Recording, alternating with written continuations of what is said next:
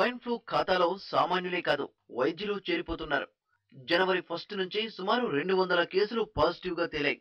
గాంధీ ఆసుపత్రిలో చేరుతున్న బాధితుల సంఖ్య పెరుగుతోంది. నిన్నటికి నిన్న హైదరాబాద్ లో ముగ్గురు ప్రాణాలు కోల్పోయారు. స్వైన్ ఫ్లూ లక్షణాలు కనిపించిన ముగ్గురు డాక్టర్లకు ప్రత్యేక చికిత్స అందిస్తున్నారు. వైద్య విద్యార్థులకు నర్సింగ్ సిబ్బంది కూడా ఇప్పుడు భయం పట్టుకుంది. తమకు ముందస్తు స్వైన్ ఫ్లూ నిరోధక వ్యాక్సిన్ ఇవ్వకపోవడాన్ని వీరు తప్పుపడుతున్నారు. తెలంగాణలో మరణ మృదంగం మోగిస్తున్న స్వైన్ ఫ్లూ వైరస్ ఆంధ్రను వదలలేదు.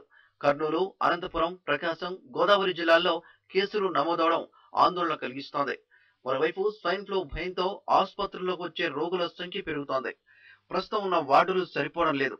రోగుల బంధువులు కూడా తప్పనిసరిగా ముఖానికి మాస్కులు ధరించాలని డాక్టర్లు సూచిస్తున్నారు.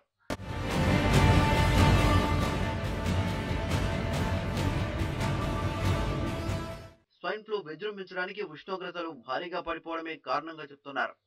ఉత్తరాది నుంచి చలిగాలులు వీస్తుండడం వైరస్ వ్యాప్తికి దోహదం చేస్తోంది. వాతావరణం ఎంత చల్లగా ఉంటే వైరస్ అంత బలంగా వ్యాపిస్తుంది. అయితే పొడి వాతావరణం ఉండే ప్రకాశం జిల్లాలోనూ స్వైన్ ఫ్లూ జాడ కనిపించడం ప్రజల్లో, ప్రభుత్వంలో భయాందోళనల్ని మరింత పెంచుతోంది.